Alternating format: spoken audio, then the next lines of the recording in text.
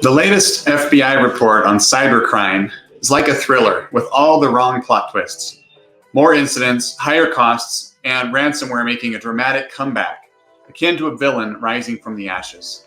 In 2023, complaints hit an all-time high, fueled by a surge in cryptocurrency fraud. It's a cyber saga that keeps us on the edge of our seats, highlighting the ever-evolving challenges of staying safe online. Step into the chilling world of cybercrime as we unveil the details from the FBI Internet Crime Report 2023. In today's video, I'm going to be sharing some tips also on how to evade becoming a statistic in next year's report.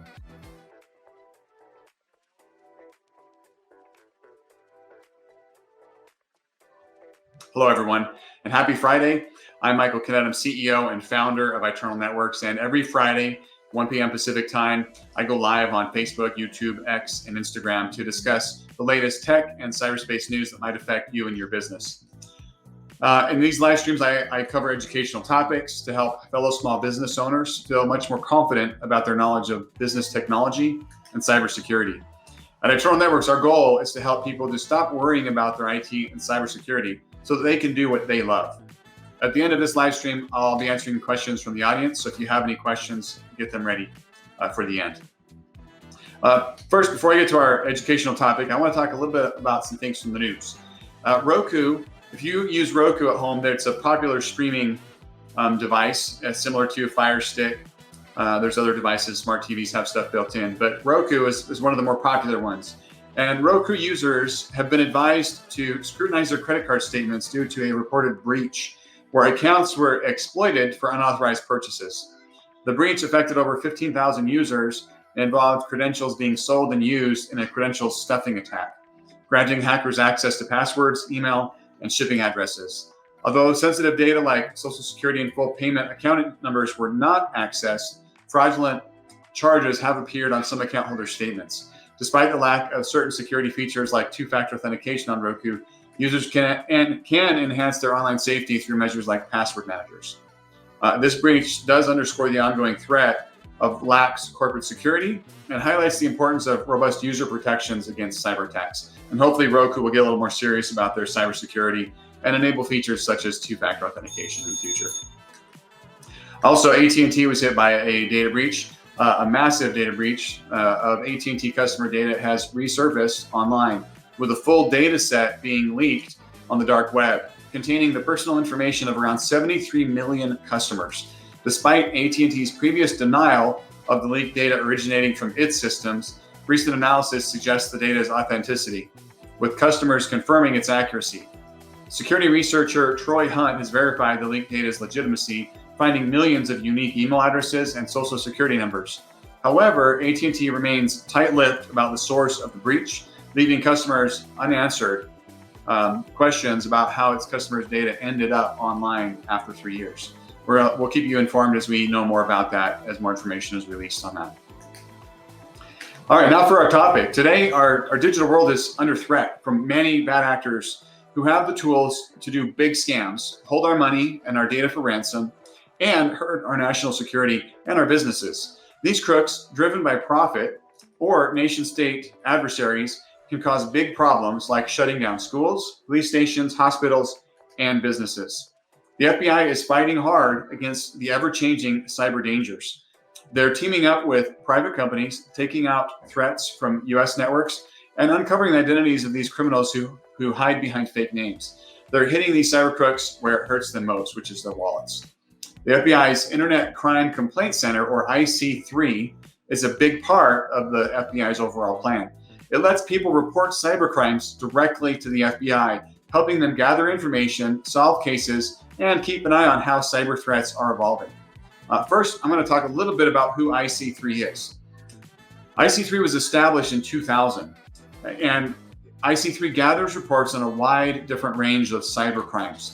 With over 8 million complaints received as of 2023, the IC3 serves as a vital tool for both the public and law enforcement to report and combat cyber-enabled criminal activities. By analyzing and disseminating this information, the FBI can track trends, investigate crimes, and strengthen its collective response against cyber threats at both local and national levels. Additionally, the IC3 produces an annual report and intelligence updates to raise public awareness and aid in prevention efforts, underscoring the importance of citizens' contributions in protecting the community. In 2023, IC3 got a lot of complaints from Americans, over 880,000, and the losses were huge, more than $12.5 billion. These numbers show a big jump from the year before and the year before and the year before, which we'll go over in a minute. But the FBI knows that there are even more cybercrimes happening than what's being reported. They recently busted a ransomware group called Hive. And in busting Hive, they found out that only about 20% of Hive's victims in the US had reported it to the police. The other 80% kept tight-lipped. They didn't share that they'd been victims of fraud or attacks or ransomware from this ransomware group. The FBI would like more people to report cybercrime so that they can stop these cyber crooks faster and better. So first of all, before I really get into the details of this, I do want to share a couple of the charts that are included in the report. So this is a summary of the reports over the last 5 years. Now, you may notice some pretty drastic changes here. So the bluish gray bar on this graph indicates the number of complaints, and the red indicates the total losses. And from 2020 to 2023, tripled the amount of losses, according to this report. And just keep in mind, this is only what's reported to them. And if you read the fine print in the report, not only is it only those that are reported to them, but not even everybody that reported shared what their losses were. Many organizations reported that they'd been victims. They were part of the complaints, but they did not share the monetary value of their loss with the FBI. So this number is in fact far, far, far higher than just the 12.5 billion in losses for the United States last year for cybercrime. Here's some other statistics kind of broken down from the report. We already talked about $12.5 billion in losses reported. This one is a staggering number to me. 2,412. That's what it breaks down to, the number of daily complaints that IC3 with the FBI receive. That's a lot. That's a lot. The average over the last year is 758,000 complaints year over year over the last 5 years. The IC3, as I mentioned, was started in the year 2000. So in 23 years of its existence, it's received over 8 million complaints since it was first founded. So now that we kind of have like the overall big picture of like the dollars and what we're talking about here, I want to dig a little bit deeper into some of the specific things that it pointed out. And in the 2023 report for IC3 shows that they received over 21,000 complaints specifically about business email compromise, or BEC. That resulted in a loss of over $2.9 billion. BEC is a sophisticated scam that targets both businesses and individuals by tricking them into transferring funds. Typically, scammers gain access to legitimate email accounts through social engineering or hacking techniques to authorize unauthorized money transfers. These scams often involve compromised vendor emails, fake requests for sensitive information like W-2 forms, and fraudulent demands for large sums in gift cards. Recently, scammers have been increasingly directing funds to cryptocurrency platforms or third-party payment processors, which highlight the need for extra security measures like two-factor authentication. It's also crucial that you verify payment requests through trusted channels and avoid clicking on suspicious links or responding to unsolicited messages asking for personal information. I can't emphasize this enough. BEC, when you look at in the report and you dig into it, the number of complaints for BEC was fairly low on their list compared to complaints in other areas. However, when you look at the money lost, significantly higher amounts were lost through business email compromise on a per complaint basis than in any other method. Huge increases in the amount of losses in business email compromise. And the best way to avoid that is exactly what I just said. Make sure you have two-factor authentication on as many accounts as you have, especially on any email and communications platforms. And make sure you're not sending any payments without verifying those payments through trusted channels, through phone calls, direct communication outside of email with an individual from from a number that you know, that you trust, to verify the payment information, the dollar amount, and where it's going to make sure that you're not a victim of fraud. All right, one of the other big scams that topped the list on this 2023 IC3 report is investment scams. It reached $4.57 billion in losses, making it a huge 38% increase from the previous year, $3.3 billion. Notably, within these figures, investment fraud involving cryptocurrency surged from $2.5 billion to $3.94 billion. That's a 53% rise in cryptocurrency investment fraud. These schemes often promise high returns to lure unsuspecting victims into investing their money. The IC3 published several warnings and guidance documents in 2023 related to investment fraud, including alerts about cryptocurrency investment schemes, advice for scam victims, and notices about criminals posing as non-fungible token or NFT developers to target internet users interested in NFTs. Now, it should be no surprise, the report, I don't have the statistics here in front of me, but the report did break it down by age group. And no surprise, the age group that was hit the hardest with these investment scams are those 60 and older. So if you know somebody that's not on social media, that's not listening to this, that maybe is older and more susceptible to this type of fraud, please share this information with them. Help them to know, if it sounds too good to be true, it probably is too good to be true. You should always verify and double verify and triple verify as many ways as you can before investing in anybody or in any company. All right, our next type of cyber crime on the list, no surprise here, it's ransomware.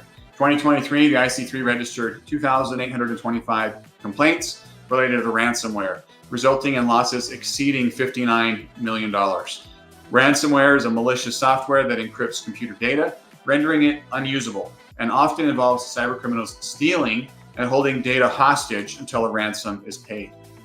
Notably, critical infrastructure sectors were heavily impacted, with 14 out of 16 sectors reporting ransomware attacks, affecting entities like healthcare, manufacturing, and government facilities. Despite the widespread impact, many ransomware incidents go unreported, hindering law enforcement's ability to combat this threat effectively. While paying the ransom is discouraged, as it may encourage further attacks and illicit activities, reporting these incidents to the IC3 is crucial for tracking attackers, holding them accountable, and preventing future attacks. I also want to point out, in some cases, the FBI may even have decryption software to help you recover your ransom data. They have been able to essentially crack a lot of the encryption algorithms for many of the common popular ransomware strains out there and have decryption software available. So not only is it important to report it so that they can better track the activities of these criminals and hopefully bring them to justice, but also they may be able to help you in your recovery. All right, one of the other types of cybercrime that the report talked about is tech support, customer support, and government impersonation scams. So these all fit underneath impersonation scams in general, but the top categories is this tech or customer support and government impersonation. These caused financial losses, significant financial losses last year, totaling $1.3 billion that was reported to IC3. These scams predominantly target older adults, just like the investment scams, with individuals over 60 accounting for 40% of the total complaints. And that same age range experienced 58% of the losses, accounting for over $770 million. Investigations led by the FBI have resulted in significant successes in this area, such as the dismantling of fraudulent tech support rings based in India. They had several big takedowns last year, 2023, where they partnered up with Indian law enforcement, and perpetrators were sentenced to prison terms as a result of that. Collaboration efforts between the U.S. and Indian law enforcement have also led to the disruption of some transnational call center fraud operations, with multiple arrests and seizures made to combat these financially devastating scams. I also want to point out, so that's the end of kind of the main headlines of the findings of this report. But the report also talks a little bit about the FBI's RAT, which stands for Recovery Asset Team. This team is a special team that's been established within the FBI IC3 that has a role in assisting in freezing funds transferred under fraudulent pretenses. Well, so the report did include some updated statistics on RAT from 2023. They have had, from the time that they were founded in 2018 till 2023, they have had a 71% success rate in recovering funds lost. They've recovered $538 million out of $758 million lost. They do this by sending a financial fraud kill chain, FFKC, to the banks to freeze the funds received as a result of the fraudulent activity.